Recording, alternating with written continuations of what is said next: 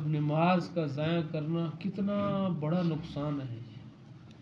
आज हम छोटे छोटे उज़रों की वजह से हम नमाज को छोड़ देते हैं। क्या पता है कौन सी नमाज मेरी और आपकी ज़िंदगी की आखिरी नमाज। और ये नमाज एक ऐसी चीज़ है कि जिसके बग़ैर इंसान नाक़िस है। हदीस में मिसाल सर के साथ दी गई है, जैसे तन से सर को जुदा करो तो इंसान ज़िंदा नहीं रहता। तो जब इस्लाम में से आपने नमाज को निकाल दिया तो फिर आपका इस्लाम बहुत कच्चा हो गया। इसी वजह से मेरे अजीज़ों, सबसे बड़े कायनात के सबसे बड़े जो मोहसिन हैं सय्यदुल अव्वलीन वल आखिरीन, हमारे प्यारे आका सल्लल्लाहु अलैहि वसल्लम का फरमान है, किसी अखबार की बात नहीं है, जो नमाज को छोड़ देता है, एक नमाज का नुकसान एक बंदे के बीवी बच्चे कुंबा कबीला सारा लुट जाता है।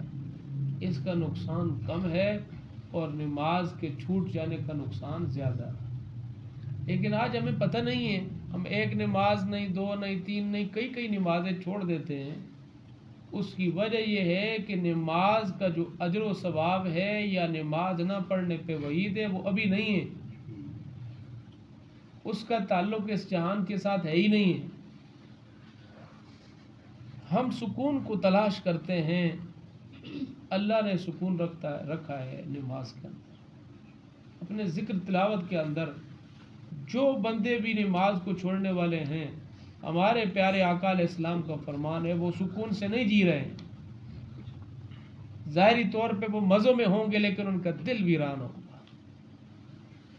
इसी वजह से हम फिक्र करें, सोच करें, कहीं ऐसा ना हो कि एक बंदा मामूली से उज़र की वजह से नमाज छूट जाए। ऐसा नहीं, पढ़ लें, सही घर में पढ़ लें, खेतों में पढ़ लें, लेकिन नमाज छोड़े नहीं। नमाज के एहतमाम का अपने आप को आदी बनाएं। आज अल्लाह माफ़ करे किसी का 1000 रुपये का नुकसान हो जाता है, 10,000 का नुकसान हो जाता है तो सारे बिरादरी वाले मोहल्ले वाले अफसोस करते हैं।